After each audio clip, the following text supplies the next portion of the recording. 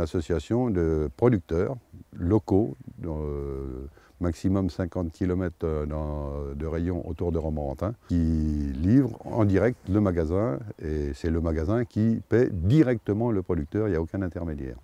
Donc ça a pour but d'avoir des produits locaux d'une part, des produits de qualité, moins de frais de transport pour la marchandise, ça a plein d'avantages. Et cette association est faite entre les producteurs, on est presque une trentaine, et associée avec le magasin de Romorantin qui est partenaire dans l'association. Cette association, elle est née en 2007. Mais il y avait quand même une bonne partie d'agriculteurs, et nous personnellement, ça faisait 25 ans qu'on travaillait déjà avec le centre Leclerc de Romorantin. Dans les débuts, ça fait un peu de tollé vis-à-vis des collègues, parce que un paysan qui travaille directement avec la grande distribution, c'est des requins, ceci, cela. Bon, on a dit nous, moi mon principe c'était de dire, il y a 80% de notre production qui transite par la grande distribution, autant travailler en bonne intelligence avec eux, que de se les mettre à dos.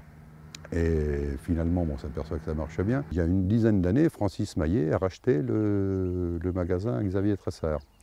Donc là, Francis Maillet est arrivé de Dreux avec son directeur, son chef frais, changement de chef de rayon fruits et légumes. On se posait un petit peu de questions, on s'est dit à quelle sauce on va être mangé maintenant.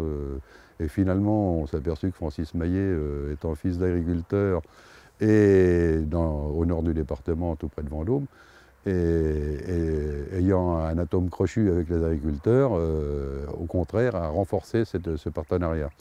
Il a même créé un rayon boucherie traditionnel qui n'existait pas. Il a pris son bâton de pèlerin, était voir certains agriculteurs, éleveurs, qui étaient un peu bourrus avec les grandes surfaces, et finalement, ces gens-là lui ont commencé à lui vendre des bêtes, et depuis ce temps-là, il n'y en a aucun qui a fait machine arrière. Donc voilà, il y avait un partenariat qui se faisait comme il faut, et puis Francis Maillet, on est devenus un petit peu amis, et Alain, on est quand même une bande d'agriculteurs, là, tout ça, avec le magasin, il faudrait qu'on formalise ça, tout ça, puis bon, c'était des paroles qui étaient balancées, jusqu'au jour où moi j'ai reçu une revue, Fruits et légumes, et il y avait un article sur la première association qui s'est faite en France, à Pornic et Saint-Brévin, l'association C'est du coin. Et je lui ai fait voir ça à Francis, qui m'a dit, mais demain matin tu viens dans mon bureau, on discute de ça, et c'est parti comme ça. 6 mois après, notre association de chez nous démarrait. On a 3 viticulteurs, 2 producteurs de fromage de chèvre, 5 ou 6 producteurs de fruits et légumes, melons, salades, asperges, concombres, tomates, etc., courgettes, un apiculteur.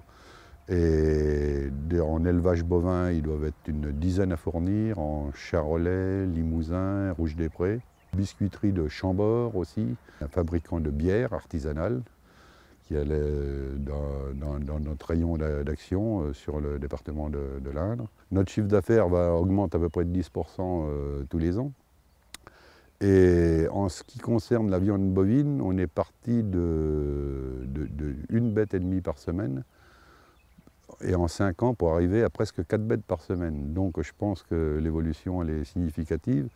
Je pense que autant les agriculteurs que le consommateur, si on a une progression comme ça, c'est que le consommateur doit vraiment se retrouver à acheter des produits locaux. On court-circuite tout ce qui est intermédiaire, coopérative, négociant. La marchandise fait très peu de transport.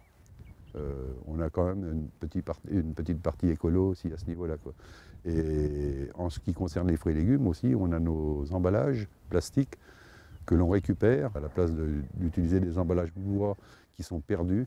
Là, on récupère toujours nos emballages, donc on a une économie au niveau des coûts. Et bon, ça a un impact au niveau du consommateur aussi, parce qu'on peut se permettre d'avoir des prix qui soient tout à fait raisonnables. Pour l'instant, on n'a pas d'agriculteurs bio dans notre groupe, mais tous les agriculteurs qui fournissent le magasin ne sont pas vraiment certifiés agriculture raisonnée, mais de toute façon, si je prends notre exemple, et puis c'est pour tout le monde pareil, les produits phyto, ça coûte très cher, donc on n'utilise qu'en cas de nécessité. Et pour vous dire, nous, en ce qui concerne les poireaux, on est abonné à une station d'avertissement. qui nous signale les risques de maladies et tout ça que l'on peut avoir. Donc, toutes les semaines, on reçoit un bulletin et il y a des semaines, il n'y a pas d'intervention à faire. On ne traite pas systématiquement bêtement, on ne traite que sur conseil. Voilà, et je pense que c'est ça l'agriculture raisonnée. Traiter à moindre coût et être sûr de son coût quand même aussi.